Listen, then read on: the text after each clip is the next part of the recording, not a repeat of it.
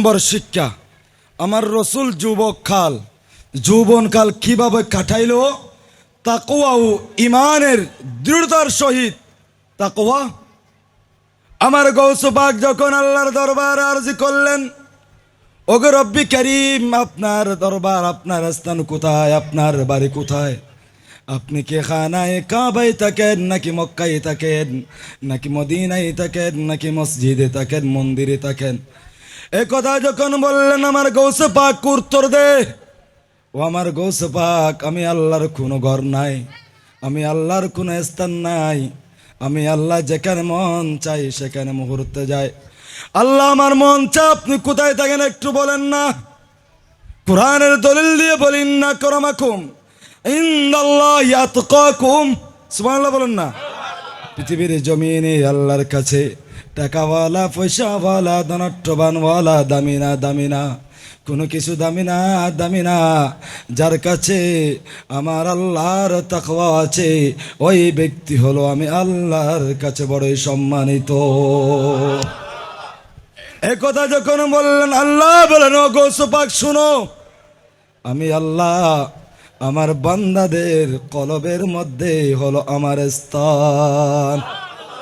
বান্দার কলবে বসবাস করে আমার আল্লাহ, আর সেই বান্দার কলবে কত রকমের কষ্ট দিয়ে আমরা প্রতিদিন কষ্ট দিচ্ছি, ঠিক কিনা?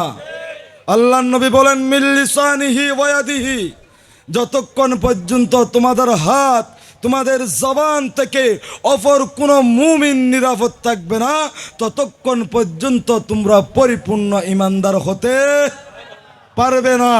ঘোষণাকার আল্লাহর। সেজন্য আমরা কথায় কথায় মানুষকে বকা দিই, কথায় কথায় মানুষকে কটু কথা বলি, বড় কথা বলি, আঘাত দিই। বন্ধুরে, আপনি আমি কষ্ট দেওয়ার কোনো ক্ষমতা নাই। যদি একটিবার কত সন্তান, কত মা এবং বাবাকে বড় কথা বলেছে, কিন্তু একটিবার যদি আল্লাহর দরবার যদি সে কষ্ট যদি কবুল হয়ে যায়, আপনার আমার স্থান হয়ে যাবে জাহান্নামে, ঠিক কিনা? তাহলে আল্লাহর নবী কিভাবে আল্লাহর ভয় অন্তরে ধারণ করে তাকওয়ার মাধ্যমে ইমানকে তো মজবুত রেখেছেন। আল্লাহর নবী যুবক অবস্থায়, বর্তমান সময়ে আল্লাহর নবীর যৌবনকাল, বর্তমান যুব সমাজের যৌবনকালকে যদি আমরা মিলাই, রসুল পাকের আদর্শ যদি আদর্শিত হতে চাই আমরা, বর্তমান সমাজ, তাকওয়া দরকার আছে না নাই? আছে না নাই? ইমানকে মজবুত রাখা দরকার আছে না নাই? এখন কোন দিকে যাবেন? এক এক মোল্লার এক এক ফতোয়া, এক এক আলেমের এক এক ফতোয়া।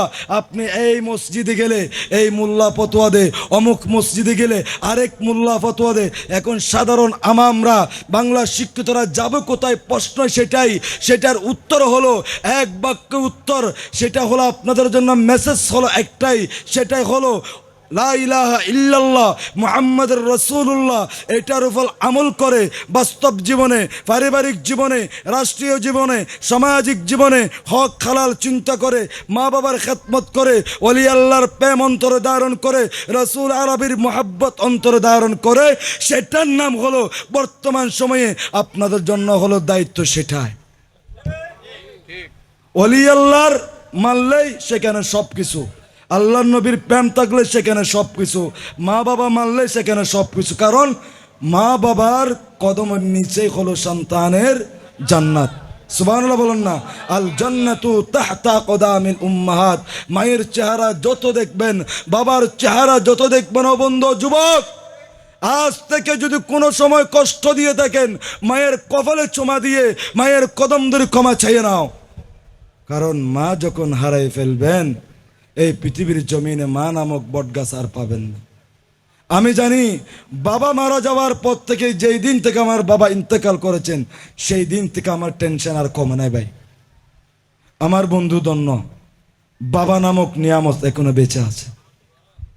এই নিয়ামত যতদিন থাকবে ততদিন আপনাকে বিপদ গ্রাস করবে না।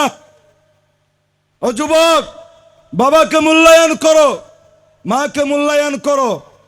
দেখতে পাচ্ছ বাবা বৃদ্ধ হয়ে গিয়েছে, সেজদায় পড়ে যখন বলে, আল্লাহ রে, আমার এই সন্তানকে তুমি রক্ষা করো, এটা যখন বলে, আল্লাহ আরশ মহল্লায় পর্দা থাকে না বন্ধু।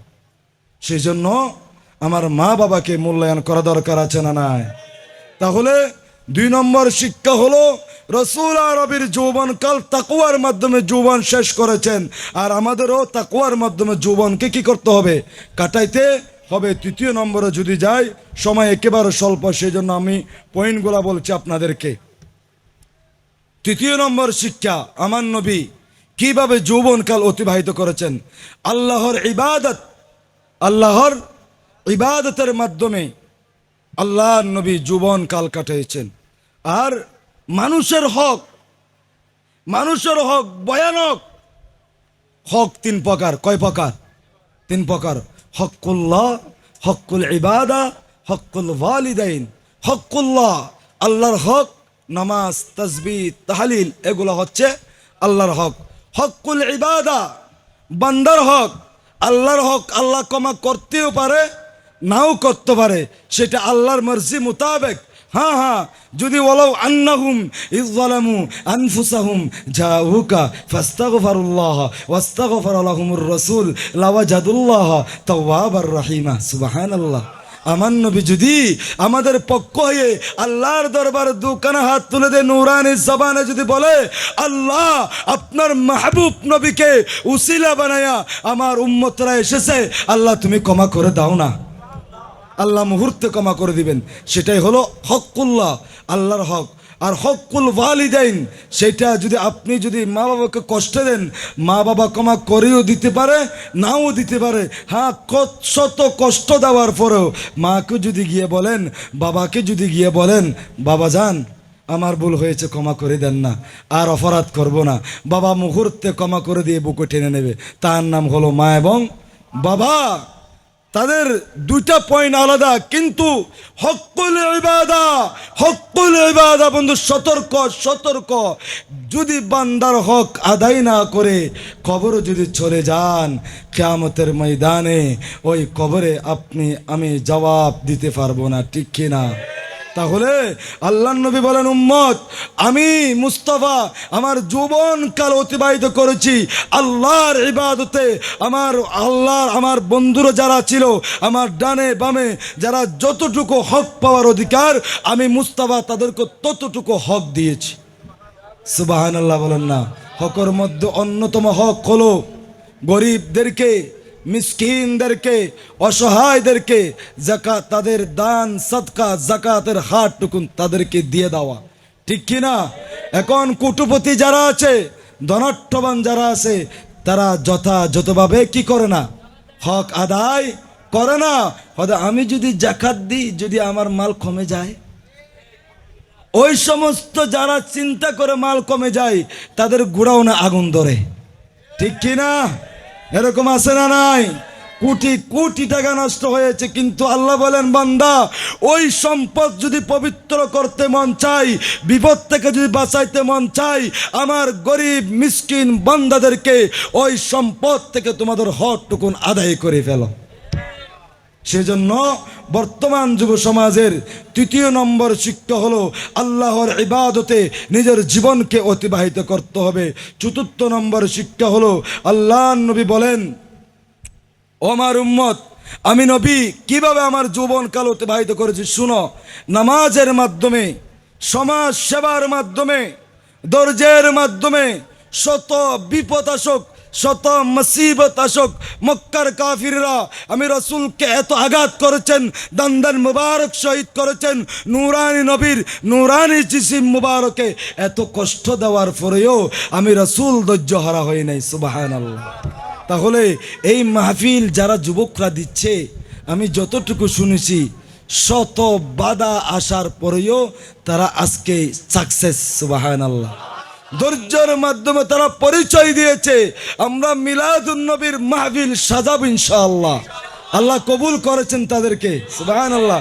আমার রাসূল পাকের এই যে যৌবনকালের শিক্ষা থেকে, আমাদের শিক্ষা থেকে মিলে যাচ্ছে, আমরা যদি 1 নম্বরে নামাজ যদি ঠিক রাখতে পারি, সমাজ সেবা, সমাজে যদি অন্যায় হয়, মদ খাচ্ছে, গাঁজা খাচ্ছে, ইয়াবা খাচ্ছে, সুদ খাচ্ছে, অন্যায় করছে, বেহায়াপনা করছে, জানা করছে, মিথ্যা কথা বলছে, চুগলখড়ি করছে, মা বাবাকে কষ্ট দিচ্ছে, এটা যদি সমাজের সরদার যারা আছে তারা যদি অন্যায়ের বিরুদ্ধে বিরুদ্ধে যদি সোচ্চার হয়ে যায়, ওই সমাজ থেকে অন্যায় দূর হয়ে যাবে, ঠিক কি না? এই মিলাদুন নবীর মাধ্যমে আমরা এমনভাবে শিক্ষা অর্জন করব, রাসূল আরবি এমনভাবে সমাজ পরিচালনা করেছেন, মক্কায়ে মুকাররমার জমিনের কাফিররা আল্লাহর প্যারা রাসূলকে আলামিন উপাধি দিতে তারা বাধ্য হয়েছেন, ঠিক কি না? বর্তমান সময় তো ভাই রক্ষক হয়ে গিয়েছে বক্ষক, যাদেরকে জমা দিবেন তারাই খাই শেষ। এমনকি শুধু মসজিদে পর্যন্ত মসজিদের সভাপতি মসজিদের টাকা খাইয়ে এলাকার মধ্যে বিল্ডিং অনেক বড় বানাই ফেলেছে, অনেক মুসল্লি দেখেছি, ঠিক কিনা? আর কিছু মসজিদ কমিটি আছে যাওয়ার মরে মুসল্লিকে বলে, হে মুয়াজ্জিন সাহেব আজান দাওনি কেন, এটা পরিষ্কার করনি কেন, ঝাড়ু দাওনি কেন? আরে বাবা, মুয়াজ্জিনের দায়িত্ব আপনার দায়িত্ব নয়। হাদাল মসজিদ বাইতুল্লাহ, এটা আপনার আমার ঘর নয়, এটা হলো আল্লাহর ঘর মসজিদ। মসজিদের দায়িত্ব আপনার, আপনি পরিষ্কার করেন না, কিয়ামতের ময়দানে প্রতিটি মুহূর্তে সওয়াবের অধিকারী হয়ে যাবেন। সুবহানাল্লাহ। আজকে মাহফিলে একটি মাসালা, গুরুত্বপূর্ণ মাসালা শিখে যান। যখন আমরা মসজিদে প্রবেশ করবেন, আমরা মসজিদে প্রবেশ করার আগে একটা আমরা নিয়ত করে ফেলবো, ইতিকাফের নিয়ত। সুবহানাল্লাহ বলেন না? ইতিকাফ কয় প্রকার? 3 প্রকার। ইতিকাফ কয় প্রকার? 3 প্রকার। সুন্নত ইতিকাফ, মুস্তাহাব ইতিকাফ, ওয়াজিব ইতিকাফ। ওই দুটা সুন্নত এবং ওয়াজিব ইতিকাফ বাদ দিলাম। মুস্তাহাব ইতিকাফের নিয়তে, আল্লাহ আমি মুস্তাহাব ইতিকাফ নিয়তে মসজিদে প্রবেশ করলাম, এই এতটুকু বলে যখন মসজিদে ঢুকলেন, যতক্ষণ থাকবেন ততক্ষণ আপনার সগীরা গুনাহ আল্লাহ মাফ করে দিবেন। তা আপনি একটা বালি পরিষ্কার করুন না, একটা পাখা চলতেছে, পাখাটা একটু বন্ধ করে দেন না, হয়ে গেলে যদি কমিটির সাথে লেগে যায়, হুজুর সরি শেষ। কি শেষ? সরি খালি সকাল একটু নান্নু আসো, এরকম আছে না নাই? অথচ সেই মসজিদের সভাপতি, সেই মসজিদের সেক্রেটারি সুদি খাস কারবার মধ্যে নিযুক্ত, ঠিক কিনা? বেহায়াপনার কাজে নিযুক্ত, ঠিক কিনা? কালোবাজারের কাছে নিযুক্ত।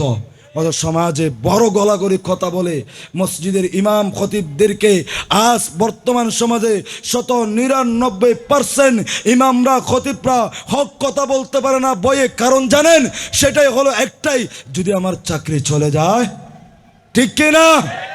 সেই জন্য আমি নিজেই নিয়ত করেছি, আলেম হয়েছি ঠিক আছে, তার পাশাপাশি ব্যবসা করবো ইনশাআল্লাহ। কারণ মসজিদে যেই দিন হক কথা বলতে পারবো না, সেই দিন এই পারুকে কখনো মিম্বর দাঁড়াবো না, খোদার কসম। আজকে আমার মসজিদের সেই কথা আমি বলে এসেছি, মসজিদের কমিটি যদি থাকতে মন চায় আগে দাঁড়িয়ে রাখেন। আজকে আমার জুমা মসজিদে আলোচনা করেছি আমি, যারা মসজিদে দায়িত্ব থাকবেন কমিটিতে, আগে দাঁড়িয়ে রাখেন, রাসূল আরবির সুন্নাহ রাখেন। শুনলে নাই ভাই তোমার কাছে, আর তুমি কিভাবে মসজিদ পরিচালনা করবা, ঠিক কিনা?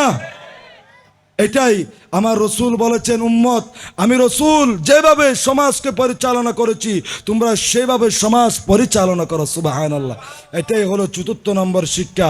আমি হাদিস আর আয়াত বলছি না সময় স্বল্পতার কারণে। ৫ম নম্বর শিক্ষায় যদি যাই, এটা বিশেষ করি যুবক বলেন, বিদ্যা বলেন, সবার সমস্যা, দৃষ্টি সংযম, চরিত্রের পবিত্রতা।